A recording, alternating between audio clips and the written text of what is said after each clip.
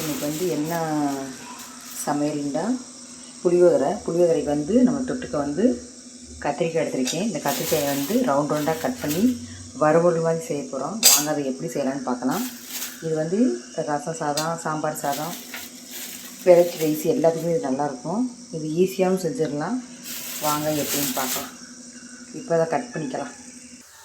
Round ரவுண்டாக இந்த மாதிரி கட் பண்ணி எடுத்துக்கணும். இந்த மாதிரி ரவுண்ட் ரவுண்டாக கட் பண்ணோம்னா இது கோவக்காய் மாதிரி தெரியும், ஆனால் அது கத்திரிக்காய் தான். இது வந்து இந்த பச்சை கத்திரிக்காயில் போடுறத விட சிகப்பு கத்திரிக்காய் போட்டோம்னா சூப்பராக இருக்கும். கலர் கத்திரிக்காய் போட்டால். இப்போ வாங்க தாளிச்சுக்கலாம்.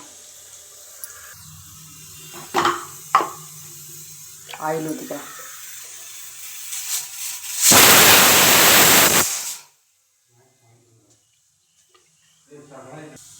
கடுகு போட்டுக்கலாம்.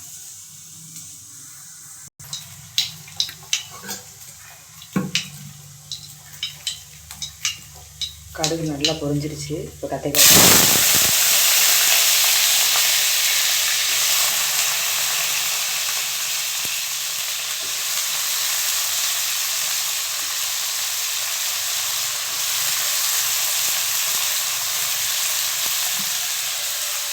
கத்திரிக்காய் வதங்கட்டும். அதனாடி பாப்பாவுக்கு கொஞ்சம் முட்டையை பொரிச்சுக்கலாம்.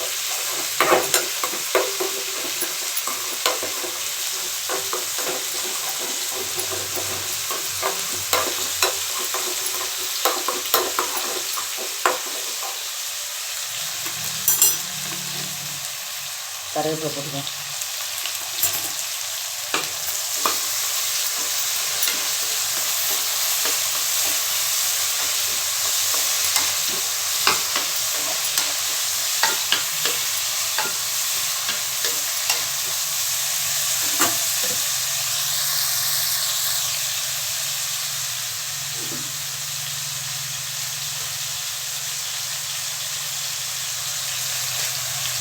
இதுக்கு வந்து சிக்கன் பொடி தான் போடுவேன்.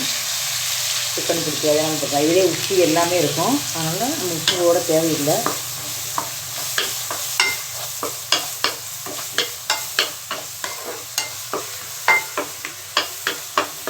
ரொம்ப லேட் ஆகிடுச்சு, அதான் அவசரமாக வச்சுக்கிருக்கேன் ஃப்ரெண்ட்ஸ். ஒவ்வொன்றும் மறந்து வேற போயிடுது. எப்பயுமே காய் எது வறுத்தாலும் சிம்லேயே தான் வச்சுருப்பேன். இன்றைக்கி சிம்லெலாம் வைக்க நேரம் இல்லை. இது நம்ம அளவு பார்த்து போட்டுக்கணும். இல்லைன்னா இதில் உப்பு இருக்கிறனால உப்பு கச்சி போயிடும். கரெக்டாக அளவாக போட்டோம்னா உப்பு உரப்பு எல்லாமே கரெக்டாக இருக்கும். இது வந்து நல்லா சூடான சாப்பாடு எது வச்சு சாப்பிட்டாலும் அது டேஸ்ட்டாக இருக்கும். இது கத்திரிக்காய் மாதிரியே தெரியாது. நல்லா வறுபட்டுட்டா அது ஒரு டேஸ்ட்டாக இருக்கும். கொஞ்சம் நேரம் வதங்கட்டும். ஒரு 4-5 பூண்டு வச்சுருக்கேன். அதை வந்து தோலோடு தான் சேர்க்கணும், அப்போ தான் டேஸ்ட்டாக இருக்கும். இதை இடிச்சுக்கலாம்.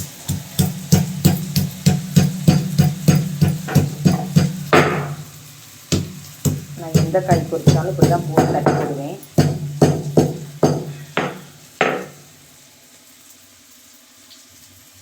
இப்போ வாங்க போட்டுக்கலாம்.